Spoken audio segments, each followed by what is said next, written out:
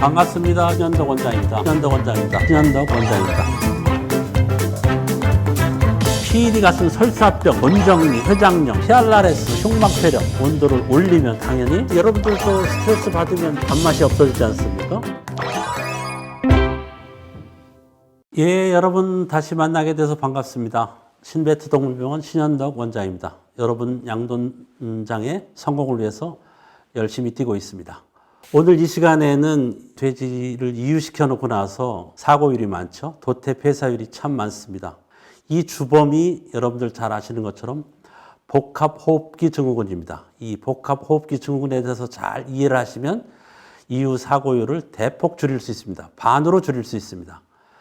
잘 들어주셨으면 좋겠습니다. 비육장은 농장의 돈을 만들어내는 센터입니다. 비육장이 여러분 농장의 수익을 좌우한다는 사실을 명심을 하시고요. 이렇게 일령별로 목표 체중을 정하시고 목표 일당 그 정체를 확인하는 것도 필요하겠습니다. 그래서 여러분 농장이 지금 농장의 수준이 얼마가 되는지를 저렇게 수시로 일령별로 체중을 재보고 일당 정체를 확인하는 것이 필요하겠고요.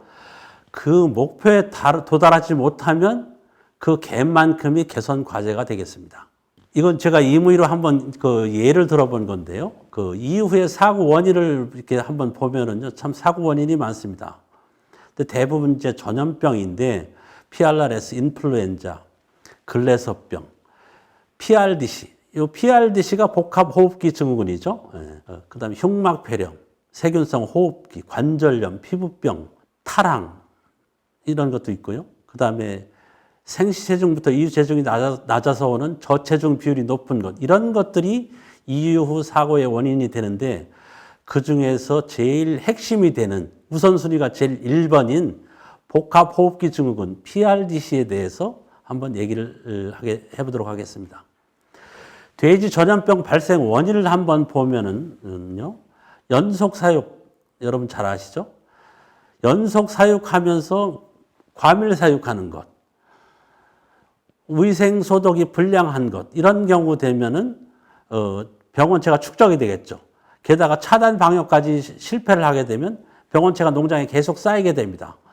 그러면은 번식돈군에 병원체가 이제 감염이 되고요. 이 번식돈군에서 새끼들한테로 병원체가 넘어갑니다. 이거를 이제 수직 감염이라고 얘기를 하는 거죠. 이 상태에서 병원체가 감염된 상태에서 스트레스를 받게 되면 질병 피해가, 전염병 피해가 커지는 거고요. 혈청형의 변화, 그러니까 차단 방역이 잘 안 돼서 혈청형의 변화, 변이주가 생기고 스트레스 받아가지고 면역 억제가 일으킨다든지 백신을 제대로 안 한다든지 백신을 누락한다든지 이런 일이 생기면 발병이 쉽게 이루어진다. 이렇게 보시면 되겠습니다. 이런 것들이 전염병 발생의 원인이 되겠고요. 저런 앞에서 말씀드린 다양한 병원체와 스트레스 요인, 이런 것들 때문에 이제 복합호흡기 증후군이 생긴다. 이렇게 보시면 되겠습니다. 복합호흡기 증후군이 생기면 폐병에 걸리고요. 하루에 크는 정체량이 떨어지고 사료 효율은 불량해지고요. 도태 폐사율은 높아지고 약값은 늘어날 수밖에 없습니다. 그러니까 농장에 전혀 돈 버는데 장애인이 되는 거죠. 그렇죠? 복합호흡기 증후군의 병원체를 이게 보시면은요, 저렇게 전문 병원체 이름이 있는데 저것까지 다 외우실 필요는 없고요. 크게 유행성 폐렴, 흉막폐렴 여러분 잘 아시고요. 이런 것들은 균이고요. 제일 악덕 바이러스는 PRRS, 서코, 인플루엔자죠. 서코 같은 경우는 백신을 잘 접종하면 효과를 볼 수 있었는데 PRRS가 참 문제가 많습니다. 그렇죠? 그다음에 요즘에 또 인플루엔자가 문제가 많고요. 오제스키하고 호흡기 코로나는 크게 큰 문제가 되지는 않고 있는 상황이고요. 이런 것들이 1차 유발 병원체다고요. 1차 병원체가 있으면 2차 병원체가 달라붙기가 쉽다. 파스투렐라, 연쇄상구균, 글래서병균, 보데텔라, 환원균, 흉막폐렴균, 이런 것들이 복합적으로 달라붙어서 복합호흡기 증후군을 일으킨다. 이렇게 보시면 되겠습니다. 다시 한번 요약을 하면요. 병원체가 있고요. 돼지가 병원체가 감염되고 환경적으로 스트레스를 받고 관리자가 폭력을 가하고 수세 소독, 방역우색을 잘 안 하게 되면 복합호흡기 증후군이 발병을 한다. 이렇게 요약할 수가 있겠습니다. 서코 백신 효과가 좋기 때문에 지금 안 하는 농장이 거의 없죠.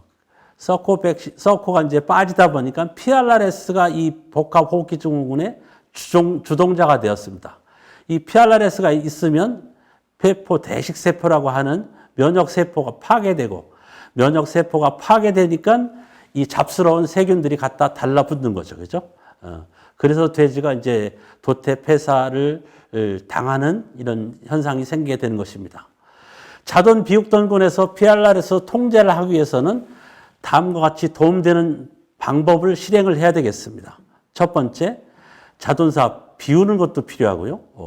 PRRS를 완전히 통제하려면 그 자돈사 딥합이죠. 그죠? 2, 3개월 비우는 것도 도움이 되겠다. 현실적으로 비우는 게 어렵게 되면은 피트 청소라도 하는 게 도움이 되겠다는 거죠. 그죠? PRRS 백신 접종을 하고요. 바이러스를 배설하는, 바이러스에 감염된 돼지는 절대 치료가 되지 않기 때문에 회복 불능한 돼지는 조기 도태하는 게 필요하고요. 도태 폐사한 그 병원체를 갖고 있는 돼지 같은 경우에는 소각하고 매몰하고요. 돼지를 한테 주사를 놓을 때는 침 하나로 한 마리씩 놓는 일두일침 원칙 지키는 거 필요하고요. 다시 한번 강조하지만 피트 청소가 엄청 중요하다고 하겠습니다. 빈 돈사 수세 소독 건조를 할 때는 그 기간을 최소 4일간 권장 일주일 정도를 비우고 건조하는 것이 꼭 필요하다고 하겠습니다. 1차적 목표로 71년까지는 자돈들이 항원 항체가 음성이 되도록 안정화 작업을 하는 것이 필요하다고 하겠습니다. 폐사율을 높이는 원인을 제거하는 것도 필요합니다. 폐사율을 낮추는 요인도 관리를 해야 되겠고요. 폐사율을 높이는 요인을 다시 한번 강조를 하겠습니다. 병원체 감염량이 많으면 폐사율이 높아지겠죠. 그러죠? 그래서 소독을 강화하는 게 필요합니다. 초산돈하고 노산돈 새끼들이 폐사율이 높습니다. 그래서 면역적으로 약하기 때문에요. 그래서 산차를 격리시키는 거. 노산돈까지는 어렵다고 하더라도 초산돈 새끼를 격리시키는 것은 효과가 상당히 좋습니다. 꼭 한번 농장에서 한번 해봐야 되고요. 스트레스를 줄이면 산에 불이 났을 때 바람이 안 불면 산불이 커지지 않는 것처럼 이 스트레스를 줄여주는 게 상당히 중요하다는 얘기를 하고 있습니다. 그래서 이전 시간에도 돼지한테 스트레스를 주지 말자 이런 얘기를 계속 반복합니다. 그 다음에 돼지가 스트레스를 받더라도 비타민 A나 E, 이 셀레늄, 비타민 B, C 이런 항산화 비타민제 이런 것들이 도움이 됩니다. 그래서 적절한 항산화제를 사료에다 배합해 주는 것도 중요합니다. 그리고요, 복합 동시 감염이 되면은 돼지가 많이 죽기 때문에 달라붙는 세균 숫자를 하나라도 줄이면 그만큼 돼지 사고가 줄어드는 거죠. 그리고 백신을 한다든지 소독을 한다든지 스트레스를 줄이는 것 이런 것들이 복합 동시 감염을 막는다. 이렇게 생각을 하시고 꼭 실천을 해 주셔야 되겠습니다. 저체중 그룹, 한 돈군에서 체중이 낮은 그룹은 병에 잘 걸리기 때문에 별도 수용해서 특별 관리가 필요하고요. 등지방이 얇은 돼지, 폐활량이 좁은 돼지, 골격이 허약한 돼지들도 특별 관리를 해야 되겠습니다. 면역 수준이 낮은 초산자돈들 특별 관리하라는 얘기는 강조해서 말씀드립니다. 우리나라 많은 농장에서 이렇게 밀사를 많이 합니다. 이렇게 밀사는 대표적인 스트레스죠. 사료 잘 먹고 잘 자고 잘 쌀 수가 없습니다. 밀사를 줄이는 것, 돼지 도폐 사유를 낮추는데 아주 첫 번째 요건이 되겠습니다. PRDC를 줄여야, 복합호흡기 증후군을 줄여야 농장이 살 수 있습니다. 다시 한번 요약을 해드리면은요, 우리나라 농장의 90% 이상이 PRRS 양성 농장이라는 안타까운 사실이죠. 근데 이 PRRS가 PRDC의 주동자라는 것을 꼭 명심을 하시고요. PRRS를 안정화시키는 작업을 꼭 실천하셔야 되겠습니다. 이후 사고율이 15% 이상이 될 정도로 높다. 30% 되는 농장도 있죠. 그래가지고는 돼지해서 살아남기 어렵습니다.